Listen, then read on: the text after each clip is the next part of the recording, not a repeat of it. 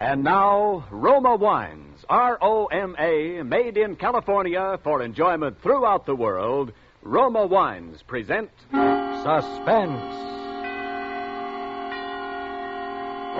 Tonight, Roma Wines bring you Mr. Hume Cronyn as star of Blue Eyes, a suspense play produced, edited, and directed for Roma Wines by William Spear.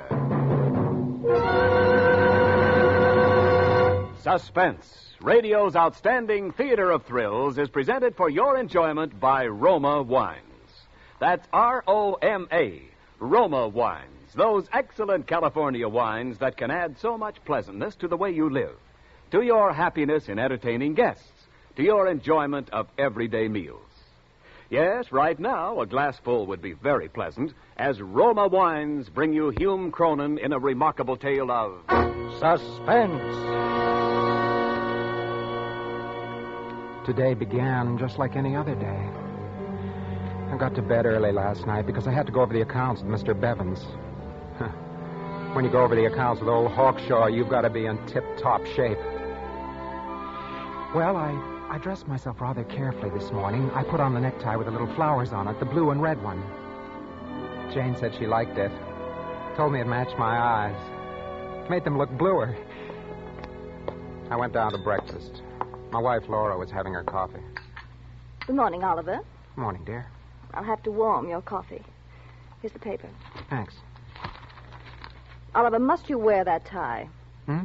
That frightful necktie. It's not at all becoming. Well, matches my suit. It's a perfectly dreadful shade. Makes you look like a rube. I like it. Well, I don't. And I wish you wouldn't wear it. Oliver, aren't you listening to me? Oh, sure. I was reading. Oh, well, don't let my conversation disturb you. That's all right.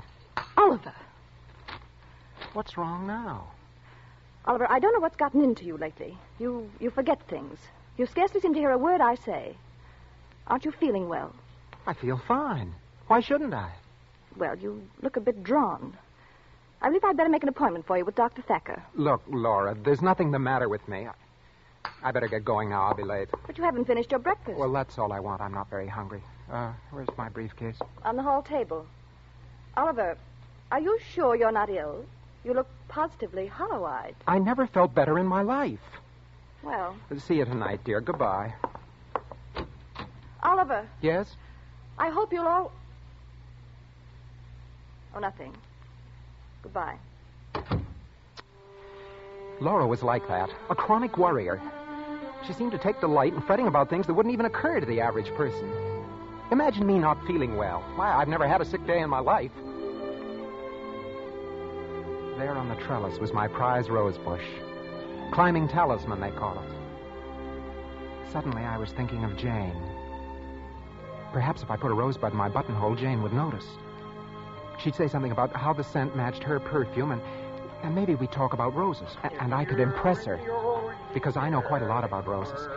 I was just about to pick one of the buds. Well, good morning, Mr. Littlefield. Good morning. 2 letters for you today. Good morning, Mr. Crowley. Well, I see you doing a little gardening, Oh, no, I was just sort of looking the garden over. Well, that's a mighty fine garden you got there, Mr. Littlefield.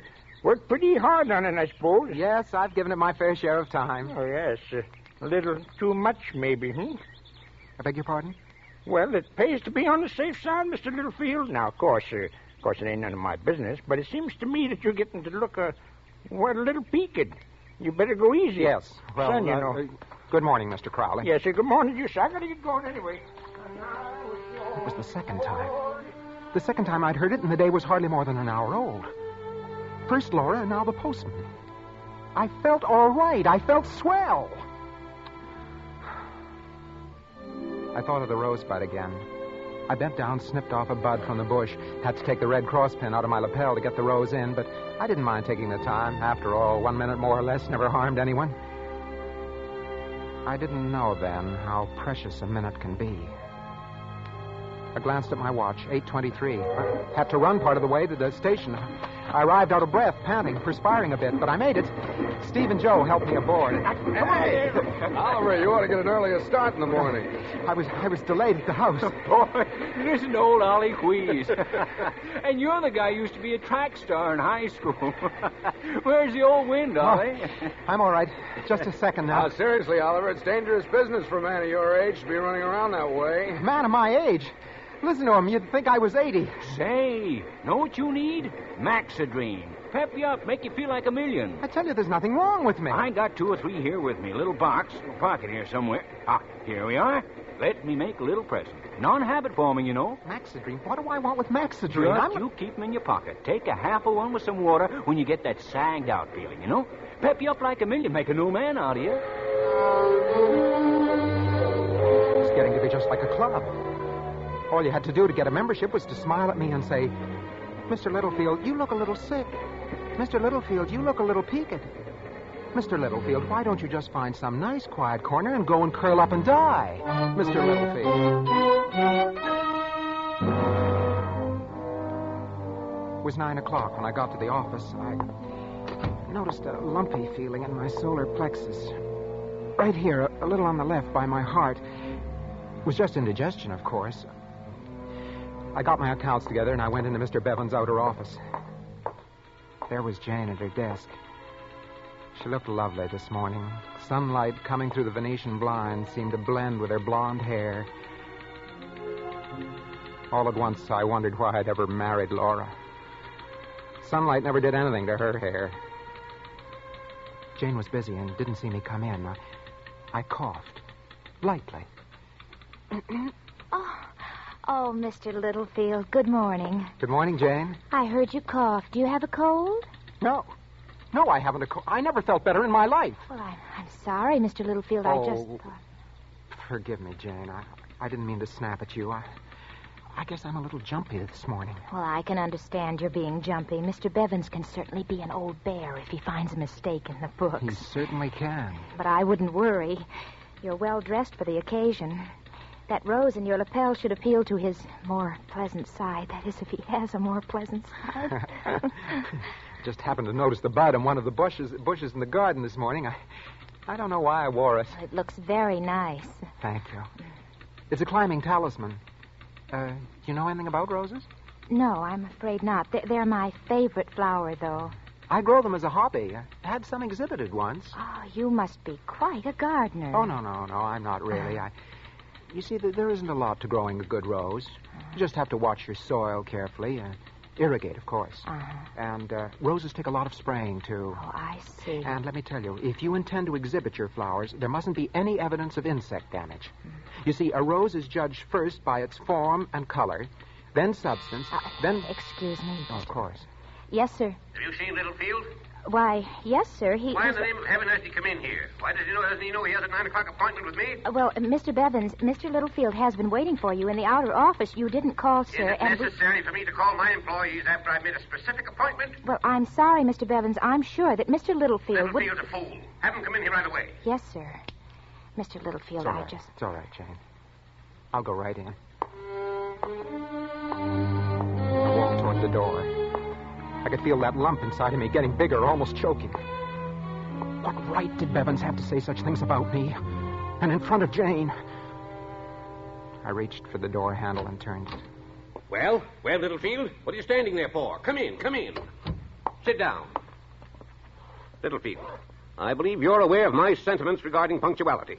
I expect my employees to be on time. In fact, I demand that they do. Well, you see, Mr. Bevins... Never mind. We'll discuss the matter at a later date.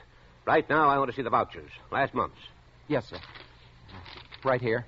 Littlefield, these are the May vouchers. Oh. So they are. I'm sorry, Mr. Bevins. Here. Now, let me see the audit on these. Yes, sir. Not the sales slips, Littlefield, the audit. Oh. What the devil's wrong with you, man? What? A person would think you are completely addled. Addled? Well, I'm not addled. And I'm not a fool, either. You had no right to call me that, you understand? Littlefield, I think you must be ill. No, I'm not ill. Don't say I'm ill, because I never felt better in my life. All that's wrong with me, Mr. Bevins, is that I'm mad. Yes, that's the word for it. I think you are mad. Completely mad. That's not what I mean either, Mr. Bevins. I'm perfectly all right, except that I'm not going to sit here and listen to you calling me names. No, sir. I've got 17 years' worth of temper stored up right here, and I'm warning you, Mr. Bevins. I'd like to tell you just what I think of you. Get out of this office, Littlefield. If there's one thing I will not tolerate, it's insubordination. All right, Mr. Bevins, all right. So I'm insubordinate. And it may surprise you to know that I've wanted to be insubordinate for 17 long years. See here, young... 17 years I've worked for you, and what thanks have I ever had for it? $2 raises and listening to you about... Littlefield, get out! You're fired. I know. Sure, I'm fired. But that's all you can do to me, Mr. Bevins. All you can do is fire me. Why didn't you fire me a long time ago?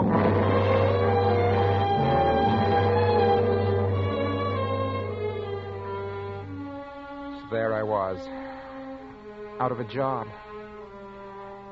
What was the next step? I couldn't go home in the middle of the day. Well, I could, but you don't know Laura. Never would have been able to explain it to her. She wouldn't have understood. She never understood anything. With her, it was payday, the bridge club, a new hat for Easter. Everything suburban, everything in a rut, always in a rut. Oh, I went back and sat in my office to think. After a little while, I got up and went to the water cooler, pulled my handkerchief out to wipe off my hands, and something fell out of my pocket. It was that little pill box. I opened it. There were 3.5 of those Maxidrines in it. I swallowed them all. I sat down, and in a little I began to feel clear in my mind. My life with this awful, deadly grind, because I was married to Laura. She was the cause of all my unhappiness, the cause of my failure, the reason for my losing my job. Something would have to be done about Laura. Why not eliminate the cause? That was it. Eliminate the cause and you have the situation licked. Eliminate the cause. Suddenly my mind was made up. I must kill Laura.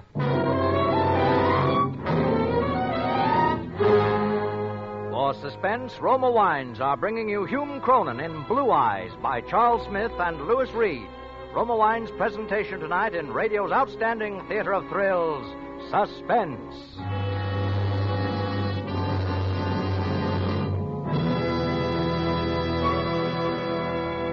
Between the acts of Suspense, this is Ken Niles for Roma Wines. Every great artist creates many fine paintings, but there is usually one picture in which the artist's talents combine magnificently to produce a masterpiece. It is frequently so with wines. Long famed for the excellence of Roma wines, Roma, America's greatest vintner, has created a limited bottling of outstanding character, Grand Estate wines, each a masterpiece of fine winemaking. Yes, Grand Estate wines by Roma possess all the qualities of wine greatness: brilliant clarity, full fragrance, and soft, rich taste. For Roma vintners, with infinite patience and age-old skill, have captured, from choicest grapes, the ultimate in wine goodness. That is why discriminating wine users everywhere recognize Grand Estate wines as the crowning achievement of vintner skill. Tomorrow, enjoy the delightful experience awaiting you in Grand Estate California wines. For gracious hospitality before dinner, serve your guests Grand Estate medium sherry. For smart afternoon or evening entertaining, delight everyone with Grand Estate Ruby Port or Golden Muscatel. Remember the name, Grand Estate Wines by Roma, each a taste masterpiece. And now, Roma Wines bring back to our Hollywood soundstage Hume Cronyn, who, as Oliver Littlefield in Blue Eyes, continues a narrative well calculated to keep you in suspense.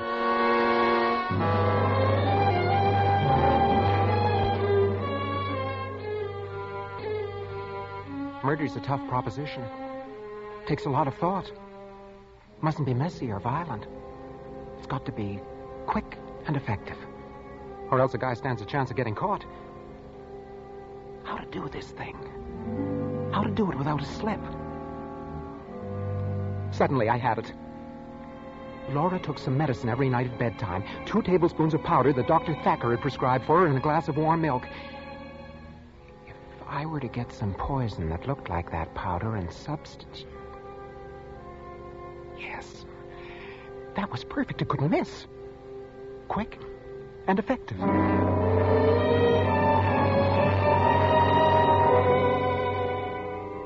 3 o'clock. I walked up the steps of the public library and went in. Yes, sir. Can I help you? I'd like to see some books on, Yes. I just wanted to look over something on roses. Oh, that's horticulture, section 5, just across the aisle. Oh, yes. Horticulture, of course. Thank you. I took a book from the shelf, thumbed a few pages, and then finally decided to risk a quick glance in the direction of the librarian, see if she was still watching me. The desk was empty. She'd left it. Then I saw where she was, at the other end of the library, stacking books in a handcar. Here was my chance. I could slip across to the science alcove without her seeing.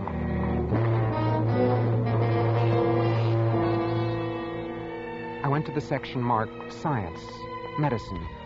Looked in the card index file under P. Pharmacology. Here it is. Pharmacology and Therapeutics by Walter A. Bastido, Ph.G., M.D. Someday I'm going to look up those initials and find out what they mean. I found the book. The index said, look under hydrocyanate acid and cyanate. And there it was. Cyanate, used as intensifier in photographic development. 2.5 grains of this cyanate is reckoned to be a lethal dose. I could buy the stuff in a photographic store. 2.5 grains. Fatal. Pardon me, sir. Oh, yes? I'd like to put these books away if I may. Oh, you're the gentleman who was looking for books on roses. Yes, I was. Well, I'm afraid you're in the wrong department, sir. I told you a moment ago you'll find everything on roses. Oh, it was clumsy of me. I'm terribly sorry, sir. Oh, it's all right. It's my fault. I was in the way. Oh, you dropped your book. Here. Thank you. What? This isn't a book on roses at all. It's pharmacology. Oh, well, what do you know about that? I must have picked up the wrong book somewhere. Yes, you must have. She stared at me as I put the book back on the shelf. I turned and walked away. I could feel her eyes following me through the door. I was conscious of that lump under my heart again. Felt heavy and hard like a rock. And there was a dryness in my throat, too. I swallowed a few times to get rid of it. At 4th and Sutter, there's a photographic supply place. Good afternoon, sir. Good afternoon. I'd like some cyanate, please. Oh, how much do you want, sir? Oh, enough to treat some negatives with. Quite a few negatives. Yeah, about 2 pounds? Yes, I think that'll be fine. Well, I'll wait for you. What kind of camera have you been using? What? Oh, I have a Brownie camera. Brownie, eh? Yeah. A lot of people are going back to them since the war. You can take good pictures with a box camera if you use it right. You know what they say. It's not the camera, but the man behind the camera that makes the picture. Yes. What size negative do you shoot with it? Negatives? Well, as far as negatives go, I 10 1/4 by 3 1/4, probably. That's what most brownies take. Yes, that's the size. I wasn't going to be able to keep this up much longer. I was bound to make a slip sooner or later. Couldn't say I was in a hurry. He might get suspicious. A man buying poison shouldn't ever be in a hurry. Why was he taking so long? I could feel perspiration on my forehead, cold and damp. The room began to look lopsided. Everything seemed to be swaying. Grip the counter with both hands. Grip it tightly. Now smile. Yeah. Here you are, sir. That'd be 57 cents. Yes, here. Thank you. Hey, just a minute. Hey, mister. Hey. I heard him shout after me, but I kept right on walking, faster. So a photographic studio was just like a drugstore after all. If you bought poison, you had to sign for it. Well, I wasn't going to. No, sir, I wasn't going to. I ducked around the corner. Hey, mister. Hey, officer, you see a fellow just come out of here? What fella? Gray suit, blue tie, rose in the buttonhole. No. Well, he's gone. Now, what do you make of that? The guy gives me a 20 instead of a 1 and disappears. Well, I can do business like that all day long. I won't forget that, gent. No, sir.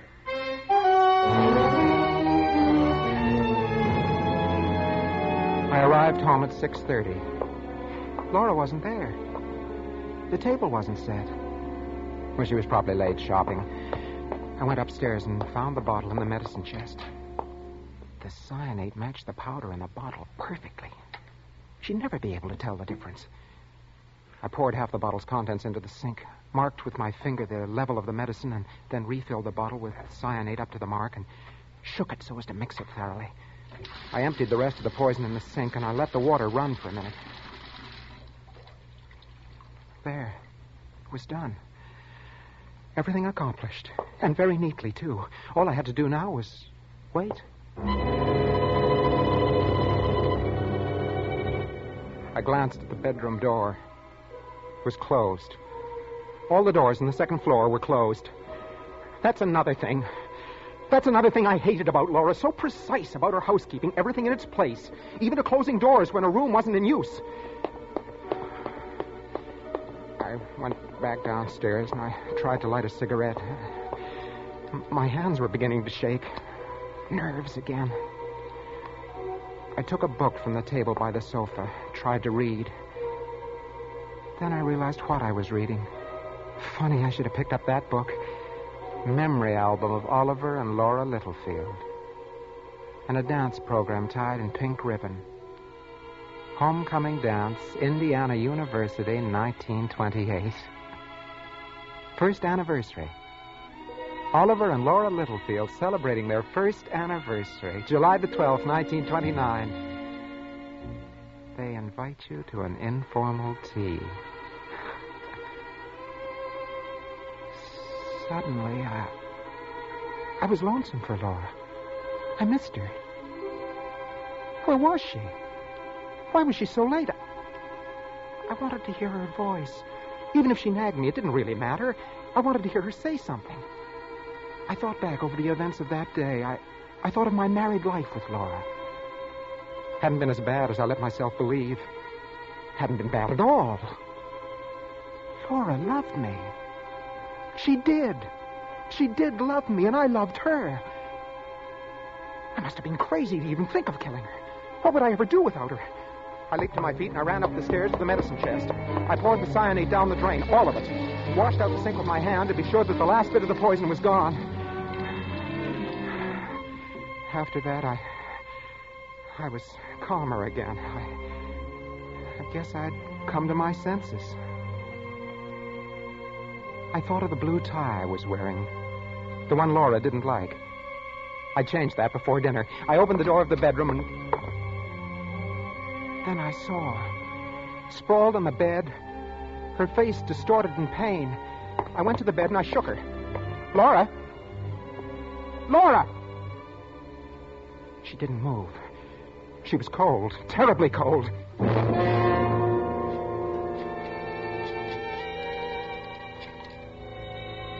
Hello? Hello, Dr. Thacker? Doctor, this is Oliver Littlefield. Can you come over right away? Something's happened to my wife.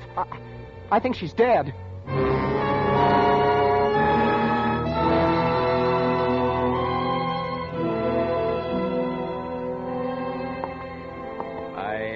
I'm afraid you were right, Mr. Littlefield. This glass she drank from, it's poison. But why? Why? I'm afraid, sir, it looks like suicide. Suicide? She wouldn't do that. She had no reason. She had a reason, Mr. Littlefield. Your wife was dying of an incurable disease. But that's not true. She would have told me. She wanted to keep it from you. Those were her wishes. I'm sorry, Mr. Littlefield. Without saying anything more, he left the room. I sat there staring at Laura. My mind was a blank. I don't know how long it was until Dr. Thacker came back. Mr. Littlefield. What is it? This bottle. Huh? Well, that's the medicine you prescribed for my wife. I think not. Of course it is. Why, what are you talking about? I didn't prescribe cyanide. Well, It seems that I may be obliged to revise my diagnosis of your wife's death. I don't understand. Well, really, Mr. Littlefield, isn't it quite obvious? Your wife's death was caused by a lethal dosage of cyanide. Her medicine bottle was filled with cyanate. The odor is still there. Yes, but I can explain that. You see, there wasn't a bit of it left. I threw it all away. She must have bought some herself. I hardly think she'd fill her medicine bottle with poison if she intended to commit suicide. Now, wait a minute. You've got to listen to me. I didn't do it. I didn't do it, if that's what you're thinking. Dr. Thacker, you've known me for a long time. You can take my word for it. Hello, operator. Get me the police. You see, it started with that blue tie. It made my eyes look bluer. Everybody told me I was sick. I started to feel sick. Yes, that's right. This is an emergency. Then the Rosebud and Mr. Bevins and the Maxidrine. I didn't know what I was doing for a while. Hello, this is Dr. Thacker. Doctor. You'd better send someone to 6931 Doctor, Claiborne right away. You know, people can drive you out of your mind if they keep saying the same thing to you over and over again. I beg pardon? You've got to listen. You've got to listen. It was the blue tie. Laura started it. She said I was hollow-eyed. No, it looks like homicide.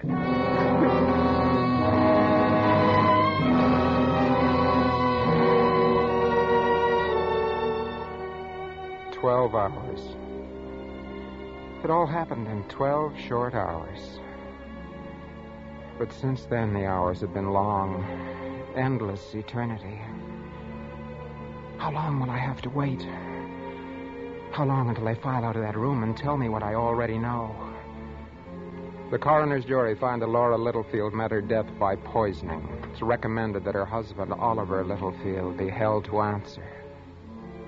I can hear it now. There's no other verdict.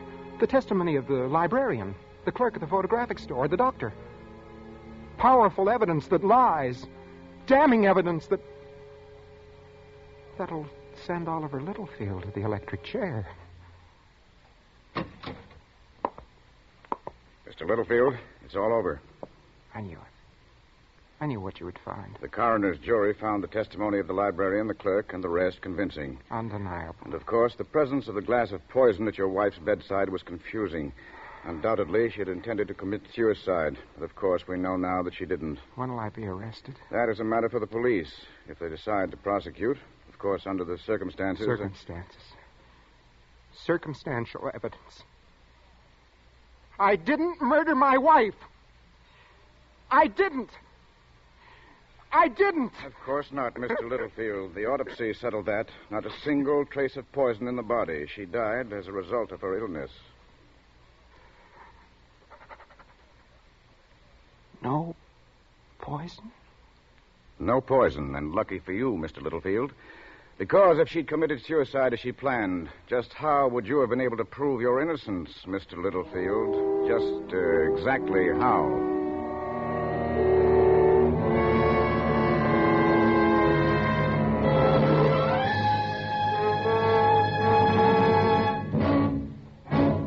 Suspense. Presented by Roma Wines, R-O-M-A, made in California for enjoyment throughout the world. This is Ken Niles for Roma Wines. One more day to Labor Day weekend, the traditional occasion for tasty outdoor barbecues or picnics, and your last chance to select the delicious Grand Estate wines that can add so much pleasure and good taste to your holiday dining. Yes, Grand Estate wines are becoming the choice of discriminating wine users everywhere. For in Grand Estate wines by Roma, you enjoy the brilliant clarity, full fragrance, and mellow taste that distinguish truly great wines. Your first sip of Grand Estate wine will convince you that in Grand Estate there is a difference born of choicest grapes and the patient, priceless skill of Roma, America's greatest vintner. So this weekend, enjoy the magnificent taste harmony of Grand Estate California Burgundy and juicy charcoal broiled steaks or grilled hamburgers. Or bring out the full flavor of chicken with glorious Grand Estate California Sauterne. Remember the name Grand Estate Wines by Roma, crowning achievement of vintner skill. Hume Cronyn appeared through the courtesy of Metro-Goldwyn-Mayer, producers of the Technicolor musical Holiday in Mexico. Next Thursday, same time, Roma Wines will bring you Mr. Robert Young as star of Suspense, radio's outstanding theater of thrills. Produced by William Spear for the Roma Wine Company of Fresno, California. This is CBS, the Columbia Broadcasting System.